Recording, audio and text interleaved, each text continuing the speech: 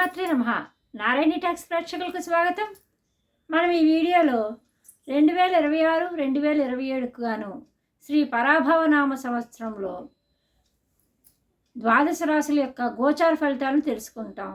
అందులో ఈ వీడియోలో నేను 12 రాశుల్లో 9వ రాశి అయిన ధనుస్సు రాశి యొక్క విషయాలు తెలియజేస్తాను. ఈ రాశిలోకి ఏ నక్షత్రాలు వస్తాయి అంటే గనక మూల, పూర్వాషాఢ, ఉత్తరాషాఢ పాదం ధనుహు. అంటే ఇంకా ఈ రాశి వారికి ఆదాయ వ్యయాలు, రాజ్యపూజ్య అవమానాలు ఎలా ఉన్నాయి అన్నది తెలుసుకునే ప్రయత్నం చేద్దాం. వీరికి ఆదాయం 14, వ్యయం 11గా ఉంది. రాజ్యపూజ్యం 5, అవమానం 6గా ఉంది. అంటే వీరికి ఆదాయ వనరులు బాగానే వస్తాయి. వచ్చినా కూడా దానిని వీరు కరెక్ట్గా ఖర్చు పెడితే కనుక అవి ఫ్యూచర్ ఇన్వెస్ట్మెంట్స్ కింద ఉపయోగపడతాయి. అదేవిధంగా రాజ్యపూజ్య అవమానాలు, రాజ్యపూజ్యం 5, అవమానం 6గా ఉంది. అంటే గౌరవం, గుర్తింపు ఎలా ఉంటుందో అదే స్థాయిలో వీరికి విమర్శను కూడా వస్తుంది. ఆ విమర్శ వచ్చినప్పుడు కూడా దాన్ని కూడా వీరు స్వీకరించగలగాలి. ఎందుకంటే రెండిట్లకి బ్యాలెన్స్గానే ఉంది, ఒకే పాయింట్ ఎక్కువ తక్కువ ఉంది కాబట్టి.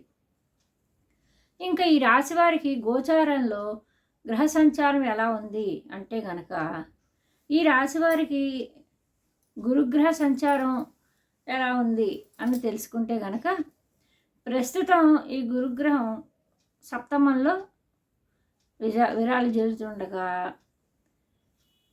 26/5/2026 నుండి 15/10/2026 వరకు కూడా అష్టమ స్థాన సంచారం జరుగుతుంది. మరలా అక్కడి నుంచి అంటే 17/10/2026 నుండి 16/2/2027 వరకు కూడా నవమ స్థానంలోకి అంటే సింహరాశిలోకి వెళ్ళి మళ్ళీ అక్కడి నుంచి వక్రించి మళ్ళీ కర్కాటకంలోకి వచ్చి అంటే అష్టమ స్థానంలోనే ఉంటుంది. ఇంకా శని భగవానుడు ఈ సంవత్సరం అంతా మీనరాశిలోనే ఉండడం వల్ల వీరికి అర్ధాష్టమ శని ఉంది. ఇంకా రాహుకేతువులు వీరి యొక్క గ్రహ సంచారం ఎలా ఉంది అంటే ప్రస్తుతం రాహు తృతీయంలో, కేతువు భాగ్యంలో సంచారం జరుగుతుంది. తదుపరి 3/12/2026 నుండి రాహు ద్వితీయంలోకి, కేతువు అష్టమంలోకి ప్రవేశం జరుగుతుంది. ఇంక ఈ రాశి వారికి ఈ గ్రహ ప్రభావం వల్ల ఈ సంవత్సరం ఎలా ఉంటుంది అన్నది సూచనప్రాయంగా చెప్పడం జరుగుతుంది. శ్రద్ధగా వినండి. అండి ఇవంతా కూడా కేవలం మనం గోచారం అన్నది మొత్తం రాశి మీద చెప్పడం జరుగుతుంది, విడివిడిగా నక్షత్రాలకు కాదు. అందువల్ల మీకు గోచారంలో బాగాలేకపోయినా మీ జన్మజాతకంలో కనుక నక్షత్రంలో గ్రహాలు, అంతర్దశ, దశ, అదేవిధంగా మీ యొక్క అష్టకవర్గు, నవాంశ ఇవన్నీ బాగున్నాయనుకోండి, మీ రాశి చక్రంలో చక్కటి గ్రహ సంచారం జరుగుతుంది. ఇప్పుడు వచ్చే ఈ గోచారంలో ఏమైనా ఇబ్బందులు ఉన్నా కూడా అది అంత ప్రభావం చూపించదు. అది కూడా మనం గమనించాలి. మనకు అంతగా ఇబ్బంది అనిపించినప్పుడు మనకు దగ్గరగా ఉన్న ఎవరైనా జ్యోతిష్ పండితుల్ని సంప్రదించి వారికి పూర్తిగా జాతకం యొక్క వివరాలు తెలిపి మంచి పరిహారాలు తెలుసుకోండి. ఇంకా మనము ఈ పరాభవనామ సంవత్సరంలో ఈ గ్రహ సంచారం వల్ల ఏ విధంగా ఉంటుంది ధనుస్సు రాశి వారికి అన్నది తెలిపే ప్రయత్నం చేస్తాను, పూర్తిగా వినండి. ఇంకా ఈ రాశి వారికి మే నెల వరకు కూడా మీ రాజ్యాధిపతి అయిన గురుగ్రహం మీకు సప్తమ సంచారం చేత మీకు వివాహ ప్రయత్నాలు బ్రహ్మాండంగా జరిగే అవకాశం ఉంది. మంచి ఫలితాలు కూడా, సత్ఫలితాలు కూడా వస్తాయి. ఇంకా మీ స్నేహితులకు, మీకంటే పెద్దవారు కూడా మీ నుంచి మంచి సలహాలు తీసుకుంటారు. వారు కూడా చాలా మీ సలహాల వల్ల ఉపయోగపడి వారు బాగుపడతారు. ఇంకా మీ వల్ల మంచి సమయంగా చెప్పవచ్చు. తదుపరి అష్టమ సంచారం చేత విపరీతమైన ఖర్చు చేయుదురు. మీ కోసం కాకపోయినా మీ కుటుంబం కోసం ఖర్చు చేస్తారు. అదేవిధంగా ఎప్పుడైనా సరే గురుగ్రహం ద్వారా ఖర్చు చేసిన, గురుగ్రహం ద్వారా ఆదాయం వచ్చినా కూడా అది అష్టమంలో ఉన్నప్పుడు హఠాత్తుగా జరిగింది అంటే అది మంచి దానికే జరుగుతుంది. కానీ అది కూడా మనం ఇన్వెస్ట్మెంట్ పర్పస్ కింద చూసుకోవచ్చు. అదేవిధంగా సడన్గానే మనకి అప్పటిదాకా మనం గురువులుగా భావించిన వారు మన మీద కోపం తెచ్చుకునే అవకాశం ఉంటుంది. అంతేకాకుండా మనకి ఏం ఏం జరుగుతోందో అంటే అప్పటిదాకా బాగానే ఉన్నారు కదా వీరందరూ మనతో, ఇంత సడన్గా వీరెందుకు మనకి వ్యతిరేకమైపోయారు అనే పరిస్థితి కూడా వస్తుంది. అది కూడా తాత్కాలికం అని మనం గ్రహించాలి అండి. ఇంకా విద్యార్థులకు మీకు ధైర్య సాహసాలు మంచిగా మంచి పనులు చేయడానికి ఉపయోగిస్తారు. మీ ఆలోచనలు కూడా మంచి భావాలకి ఉపయోగపడతాయి. సుఖం సంతోషం కూడా మీతోనే ఉంటుంది, మిమ్మల్ని వెతుక్కుంటూ వస్తుంది. అంతేకాకుండా వాటిని మీరు ఎక్కువగా బయట వారిలో చూసే ప్రయత్నం చేస్తారు, అది కొంచెం జాగ్రత్త. అంతేకాకుండా మీకు మీకు దాని నిమిత్తం ఏదైనా అంటే ఏదైనా సరే విషయం జ్ఞానం పరిజ్ఞానం మీకు లేదు అనుకున్నప్పుడు, అంటే ఈ అష్టమ స్థానంలో గురుగ్రహ సంచారం అప్పుడు మనకు అన్నీ తెలుసు అని, అంటే ఎప్పుడు కూడా మనకి బాగా తెలుసు అని ఓవర్ కాన్ఫిడెన్స్ ఉన్నప్పుడు కొంచెం కొంచెం తప్పులు తెలుస్తాయి. అందువల్ల మీకు దాని మీద అవగాహన లేదు అన్నప్పుడు మీరు కొంచెం ఆగండి.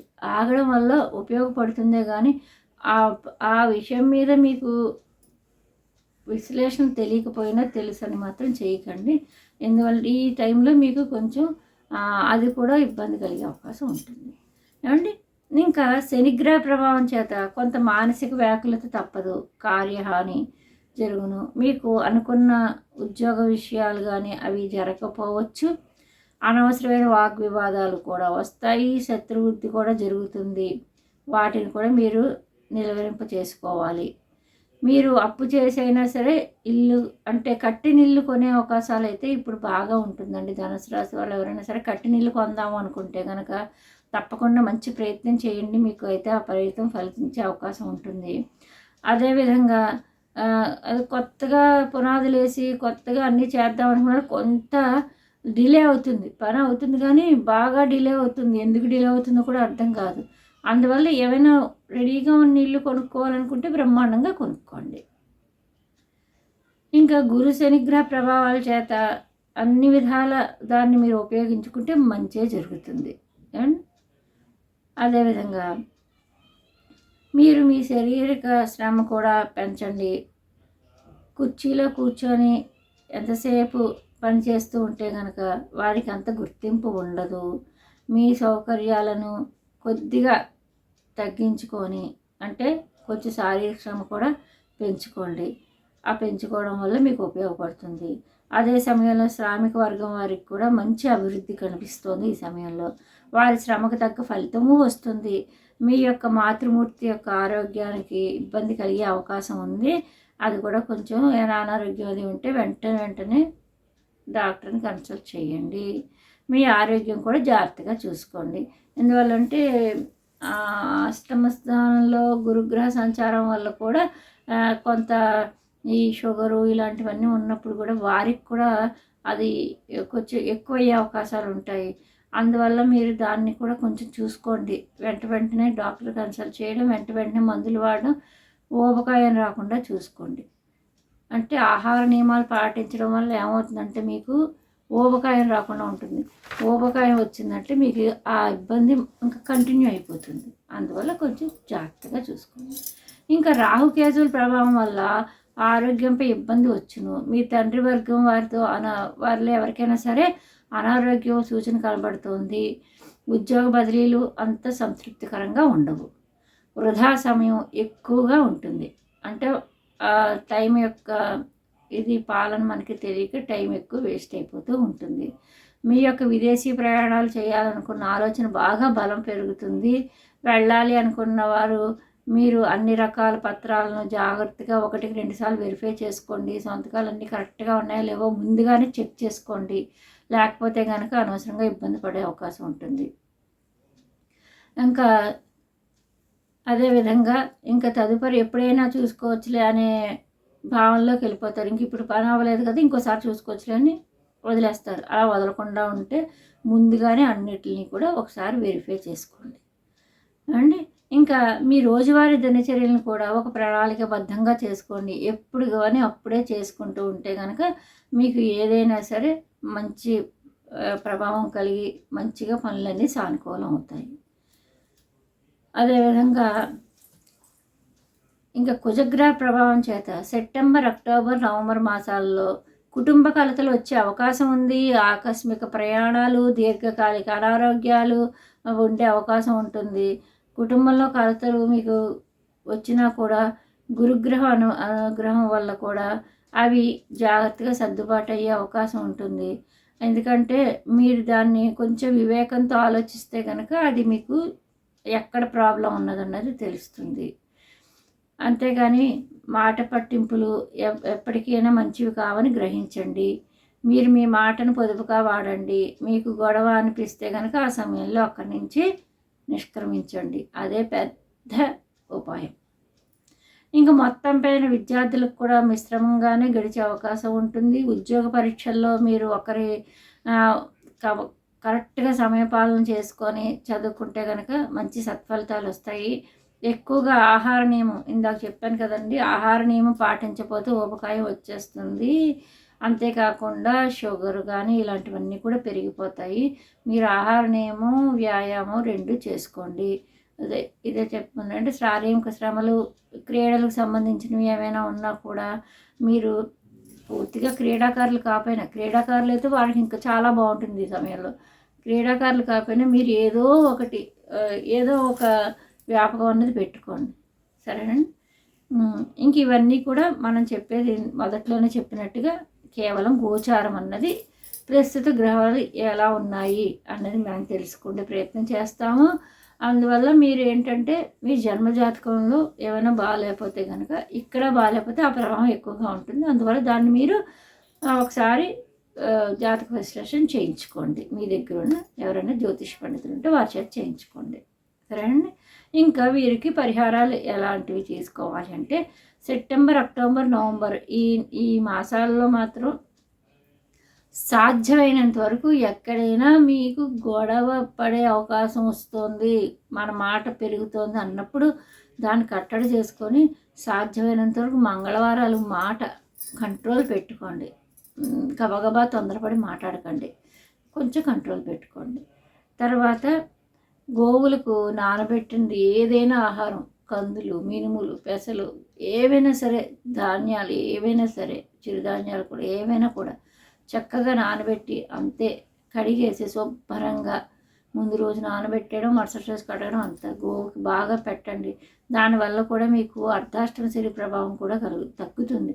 ఈ అర్ధాష్టమ శనిలో మనకి చాలా వరకు కూడా మన సంతోషం అన్నది ఎంతో కష్టపడితే రాదు, తప్పం కాదు. అంటే మెటీరియలిస్టిక్ హ్యాపీనెస్ అనమాట. మనకి ఏదైనా సరే ఒక వస్తువు కొనుక్కొని దాంతో ఆనందం, సంతోషం కావాలి. ఒక కారు కొనుక్కుని దాంట్లో మనం ఆనందం కావాలి, ఒక ఇల్లు కొనుక్కుని దాంట్లో మనం ఆనందం కావాలి. ఇలాంటిది ఈ అర్ధాష్టమ శనిలో ఏమవుతుందంటే ఆ వస్తువు యొక్క ఆనందాన్ని మనం పొందలేకపోతూ ఉంటాం. అందువల్ల మనం ఏం చేయాలి అంటే తప్పకుండా కూడా భగవద్ ధ్యానం చేసుకుంటూ ఉండాలి. కంపల్సరీ ఆంజనేయ స్వామికి ఎంత చేసుకుంటారో అంత చాలా చాలా మంచి పరిహారంగా చెప్పవచ్చు. ఏమండి, ఇంకా మంగళవారం కుజగ్రహం దగ్గర దీపం పెట్టండి. మీరు ఈ అర్ధాష్టమిని, అష్టమ శని, ఏళ్ళనాటి శని వీటిల్లో ఉన్నప్పుడు ఏమవుతుందంటే తప్పకుండా నవగ్రహాలకి రోజు కూడా ఆదిత్యాయ, సోమాయ, మంగళాయ, బుధాయ, గురు శుక్ర శనిభ్యశ్చ రాహవే కేతవే నమః ఇది వీలైతే 9 సార్లు చదువుకొని ఇంట్లోంచి బయటికి వెళ్ళినప్పుడు, ఏదైనా పని చేస్తున్నప్పుడు, ఇది అర్ధాష్టమ శని, అష్టమ శని, ఏళ్ళనాడు శని, శని మహాదశ, శని అంతర్దశ ఏవి జరుగుతున్నా కూడా ఈ నవగ్రహ స్తోత్రం అన్నిటికీ ఉపయోగపడుతుందండి. ఆదిత్యాయ, సోమాయ, మంగళాయ, బుధాయ, గురు శుక్ర శనిభ్యశ్చ రాహవే కేతవే నమః అన్నది 9 సార్లు చదువుకొని గ్రహ దేవతలారా నాకేమైనా విఘ్నాలతో ఉంటే కనుక ఆ విఘ్నాలు ఏవి లేకుండా కార్యాలు సకాలంగా జరిగేలా చూడండి అని దండం పెట్టుకొని ఇంట్లోంచి బయటికి వెళ్ళే ముందు చదువుకోండి. ఏదైనా పెద్ద పని చేస్తున్నప్పుడు, ఏదైనా అగ్రిమెంట్ అవుతున్నప్పుడు కానీ, ఏదైనా సొంతంగా ఏదైనా కొంటున్నప్పుడు కానీ ఇది ఒక్కసారి చేసుకోండి. ఇది చిన్న పరిహారమే కానీ చాలా ఉపయోగపడుతుంది. అదేవిధంగా నిరంతరం కూడా అమ్మవారిని మనసులో నేను ఎప్పుడూ చెప్తాను ప్రతి వీడియోలో, మనం ఊపిరి పీల్చుకొని వదులుతున్నామంటే అమ్మ మనలో ఉంది, స్వామి మనలో ఉన్నారు. అందువల్ల నిరంతరం వారి ధ్యానం మనలో ఉండాలి. శ్రీమాత్రే నమః, శ్రీమాత్రే నమః, శ్రీమాత్రే అయితే ఓం నమః శివాయ, ఓం నమో నారాయణ, ఏదైనా సరే ఒకటి మాత్రం అలా పట్టుకోండి. పట్టుకుంటే తప్పకుండా అన్నిటా విజయం జరుగుతుంది. హనుమాన్ చాలీసా చదవడం బాగా అలవాటు చేసుకోండి. హనుమాన్ చాలీసా మీరు ఏదైనా సరే ఒక 21 మండలం 40 అలా ఏదో ఒకటి పెట్టుకోండి. అలా పెట్టుకొని చేసుకోవడం వల్ల స్త్రీలకి దాదాపు 21, 11 అలా అయితే అవుతాయి. ఎందుకంటే వాళ్ళకి మధ్యలో ఈ ఇంట్లోకి రాకూడలు అవి ఉంటాయి కాబట్టి వారు ఇలా చేసుకుంటూ ఉంటే చాలా బాగుంటుంది. హనుమాన్ చాలీసా అన్నది కూడా చాలా ఉత్తమమైన పరిహారం. ఈ విధంగా ఈ ధనుసు రాశి వారికి ఈ గ్రహ సంచారం ఇలా ఉంది. మీకు ఏమైనా సందేహాలు ఉంటే కనుక దీని కిందన కామెంట్ రూపంలో తెలియచేయండి. అదేవిధంగా మీకు ఈ వీడియో నచ్చితే షేర్ చేయండి, లైక్ చేయండి, సబ్స్క్రైబ్ చేసుకోండి. మరొక వీడియోలో మళ్ళీ కలుద్దాం. అంతవరకు సెలవు. శ్రీమాత్రే నమః. నా ఛానల్లో ఇంకా చాలా వీడియోస్ ఉన్నాయండి. వాటి క్లిప్పింగ్స్ ఇక్కడ పెడతాను. వీలైతే ఛానల్లోకి వెళ్ళి వాటిని చూసే ప్రయత్నం చేయండి. నా గ్రహాల గురించి పెట్టాను, భావాల గురించి పెట్టాను, చాలా విషయాలు పెట్టాను. అదేవిధంగా చిన్న తిరుపతి, వీటన్నిటి తొలి తిరుపతి ఎక్కడ ఉంది అది కూడా పెట్టాను. వీటన్నిటి గురించి కూడా పెట్టాను. వీలైతే చూడండి. నమస్తే.